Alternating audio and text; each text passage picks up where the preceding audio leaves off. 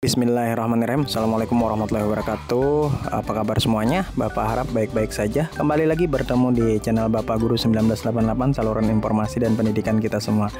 Baik, kali ini kita kembali masuk ke materi di pertemuan ketiga tentang bagaimana cara menggunakan hope. Ya, jadi sebelum kita menggunakan wish dan ungkapan congratulation, kita belajar dulu cara menggunakan hope. Kemarin kita sudah belajar pada pertemuan pertama dan pertemuan kedua tentang pengertian hope. Kemudian di pertemuan kedua juga kita membahas cara membuat kalimat hope yang diikuti oleh simple present tense. Dimana seperti yang kita tahu, simple present tense itu mempunyai dua fungsi ya, dua jenis. Ada yang jenisnya nominal. Nah, ini nominal. Ada yang jenisnya verbal. Jadi, ketika kita membuat kalimat hope dengan menggunakan simple present, kita harus mengetahui perbedaan antara nominal dan verbal. Dimana jika nominal dia ada subjek, kemudian ada to be, kemudian ada complement. Sedangkan kalau verbal dia tidak ada kata to be ya.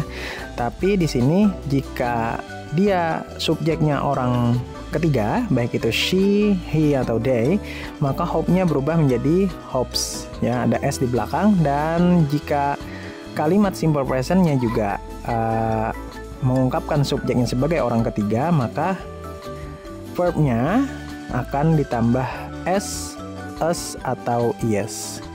Kemudian yang kedua, kemarin kita juga membahas tentang hope yang diikuti dengan to plus infinitive, dimana di situ to ditambah infinitive yang artinya to plus verb one. Jadi jika kita ingin membuat kalimat hope, maka di sini kita tambahkan I hope, kemudian to infinity-nya seperti ini, to ditambah verb one, kemudian complement you again. Jadi di sini jika kita ingin membuat kalimat to plus infinitive harus ada kata to-nya di sini atau kalimat to-nya di sini. Baru ada verb-nya. Sama halnya dengan ini. Masih ingat kan perbedaan jika dia orang ketiga. Kemudian ada to-nya, ada verb one-nya dan complement-nya. Lanjut. Di sini juga ada will dan best verb. Di sini karena kita sudah mengetahui to infinitive, maka di sini juga saya rasa akan jauh lebih mudah. Karena di sini kita tinggal menambahkan will kemudian best verb-nya. Kurang lebih seperti to infinity, cuma di sini bedanya antara to dan will. Nah, kemudian di pertemuan kita ketiga, kita akan membahas tentang kalimat hope yang ditambah dengan that clause ya.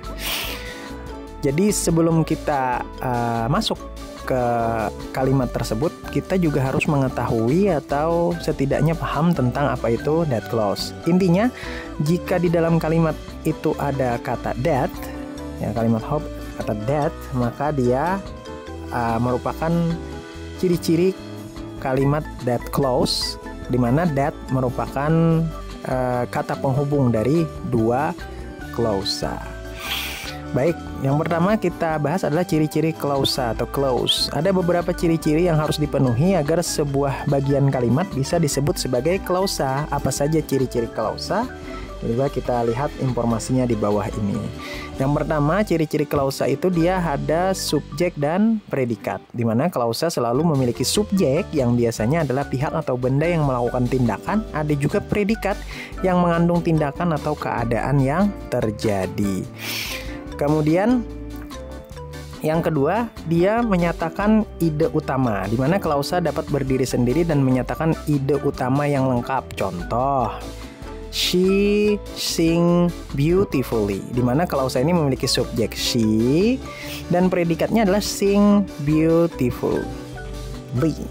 Jadi jika kita menggunakannya sebagai kalimat hope plus that clause, maka menjadi we hope that the sing beautifully. Seperti itu. Lanjut. Nah, that clause juga punya kecenderungan mempunyai ketergantungan pada kalimat lain. Jadi selain bisa berdiri mandiri, klausa ini juga bisa bergantung pada kalimat lain yang memberikan makna agar lebih lengkap. Contoh misalkan although it was raining, kemudian they continue the picnic. Di sini klausa although it was raining bergantung pada klausa lain, sehingga jika kita memakai kalimat hope akan jadi seperti ini. I hope that although it was raining, they continue the picnic. Artinya kalau kita hanya menggunakan although it was raining seperti ini, maka maknanya agak sedikit membingungkan. Nah, kecuali diperjelas dengan they continue the picnic. Jadi jika hanya kalimat although it was raining ketika hujan ya, maka itu maknanya kita masih bingung, tidak paham dan tidak mengerti kalimat apa itu.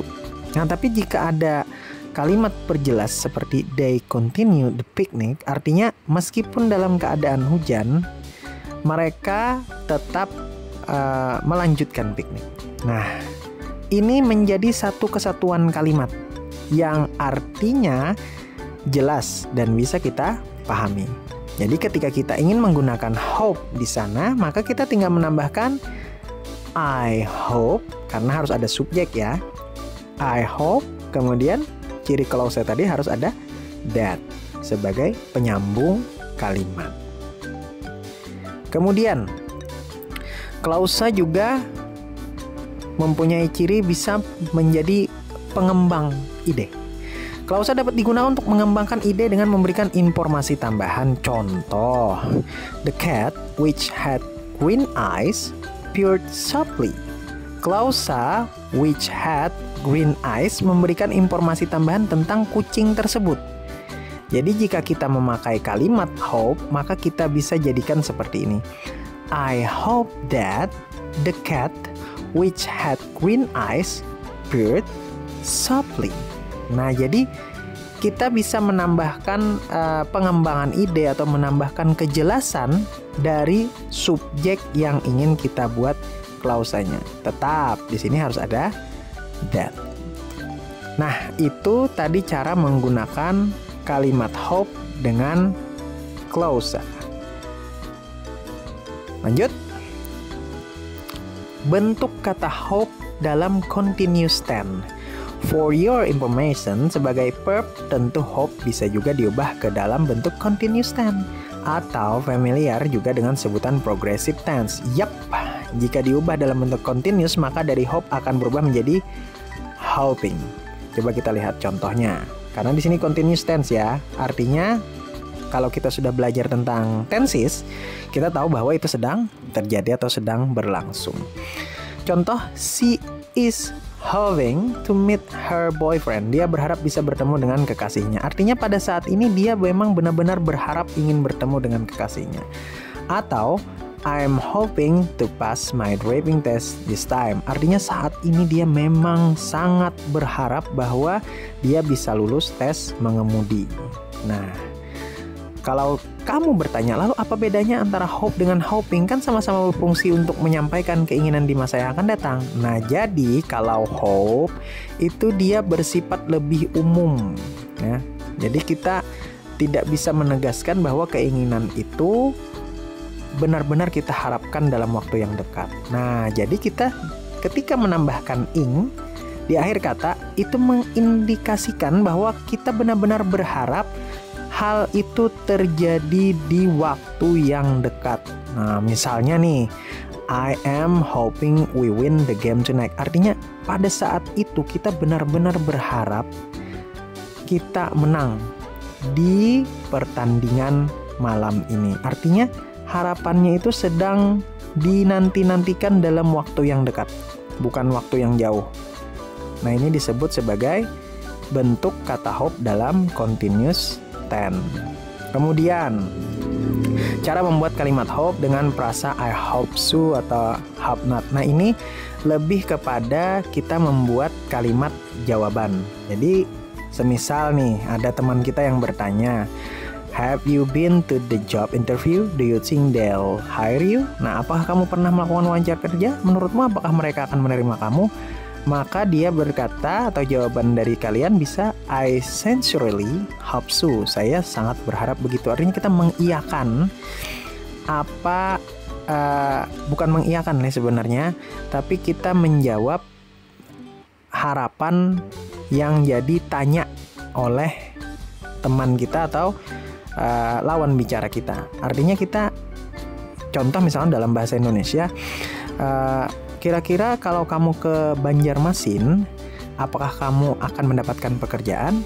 Maka kita menjawabnya dengan "saya harap begitu." Artinya kata tanya yang dilemparkan oleh lawan bicara kita harap terjadi. Maka kita hanya menjawab "I hope so." Tapi jika pada saat itu kita tidak berharap, maka kita menjawabnya bisa menggunakan "I hope not." Saya tidak berharap demikian. Contoh, "I could see some dark cloud coming. Do you think it will rain?" Aku bisa melihat beberapa awan gelap datang. Apakah menurutmu hujan akan turun? Maka jika kita menolak, jawaban kita cukup "I hope not." Artinya kita menolak pertanyaan yang dilontarkan oleh lawan bicara kita. Pertanyaan yang dilontarkannya itu bisa berupa menjadi sebuah harapan, ya. Maka pertanyaan tersebut bisa kita tolak. Tapi jika kita menginginkan hujan, maka kita bisa menjawabnya dengan kata "I hope so." Saya harap begitu. Artinya kata tanya yang dilontarkan oleh lawan bicara kita menjadi harapan kita untuk terwujud. Nah, kemudian cara membuat hope yang diikuti preposisi atau for. Selain 6 cara di atas tadi, kata hope juga tak jarang diikuti dengan preposisi for. Berbeda dengan to infinitive dan base verb, pola yang satu ini biasanya digunakan untuk menunjukkan sebuah kata sifat atau adjektif seperti better, positif, good, dan masih banyak lagi. Nah, kalaunya infinity sama base verb, itu dia menunjukkan ke lebih kata kerja. Nah, jadi kalau dia ada for, maka dia lebih kepada kata sifat atau biasa kita sebut sebagai adjektif. Contoh, Monica was hoping for better pay in the new job. Monica berharap mendapatkan gaji yang lebih baik dalam pekerjaan barunya. Atau bisa juga Nita was hoping for better health. Jadi Nita berharap dia memiliki kesehatan yang lebih baik. Artinya ini tidak lagi menjadi kata kerja tapi menjadi kata sifat karena berbeda dengan to infinity dan will base verb. Kalau to infinity tadi kita memakai kata verb, kalau base verb juga memakai kata verb. Nah, di sini ketika ada kata for, maka dia menggunakan kata adjektif atau kata sifat.